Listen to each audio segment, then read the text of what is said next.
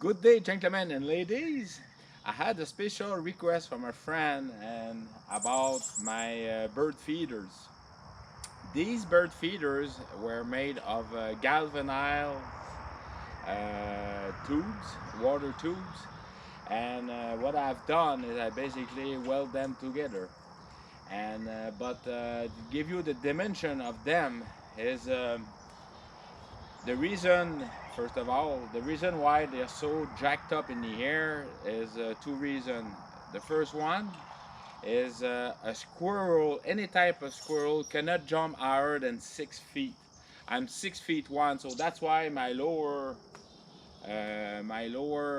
bird feeders are around 6 foot 5. Okay, the highest one, which I have a bird right above my head, they are roughly about 8 feet. Okay. Um, Now the reason why that I put these tubes, it's galvanized air tubes for indoor eating system, is because you need to have a good size. The squirrels, the gray, black, or any type of bigger squirrel cannot have a hang of it, and it's not big enough to they can climb on it. They try many times, and the maximum height they were able to reach is this, and then they slip away. So that's why I have these two tubes. So I see often like they try to make a spin, try to go like this, and then it never worked. Okay, I installed these tube about 6 years ago, and none of the squirrel went up. Now my friend, to go back to the initial question, my friend have a deer problem. He's get deer when he basically is a bird feeder.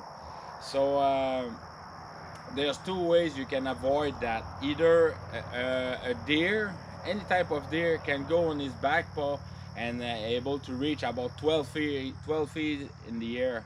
Um in some place I've been, I saw deer jumping 12, not 12 feet, 10 feet high fence because they were able to jump over it really easy, like a ballet dancer. It was really nice, neat to see.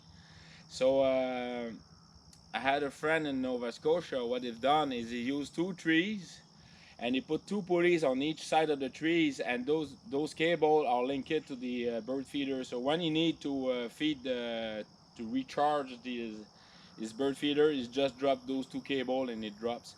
Now the bird feeder is mounted on a frame, a wooden frame, when he's get about the same amount of meat, and he attach it in the middle, and then he roll back. And those bird feeders are about 12, not 12, 20 feet in the air. So there's no way then the deer will empty it. The deer are still present. They're gonna eat whatever left on the ground, but it's solved it. Now about if you want to do a for deer, you need to be at least more than 12 feet high, so the deer cannot reach even with his back paw.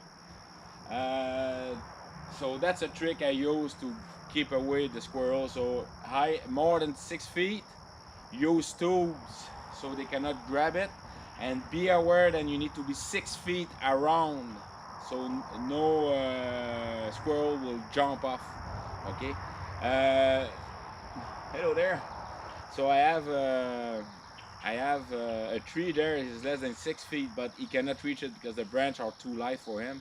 And the roof, it's 8 feet. They did try, but it never. Let's say they had a rough landing. So I hope that helped you, sir. And for all the rest of you, they kindly ask me question about why they have two. That's what the reason. So you always try to avoid and less grain fall on the ground, so the squirrel won't eat something, or the deer. So yeah, have a good one. Cheers. I'm just gonna show you a closer view of so what's holding strongly. It's that square that I just created there. This is a flat bar. By the way, it's stainless steel.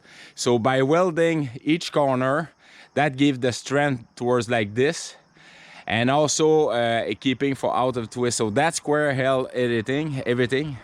Then I weld these there, and that big bar there, it's keeping for, so it's not gonna twist like this or twist like that.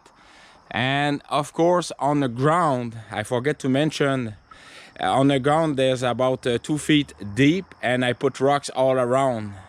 So there's no way that the bird feeder will collapse. When it used to be down there beside my former, when the garden was not built, you should see the strong wind that bird feeder had to face, especially with those tubes.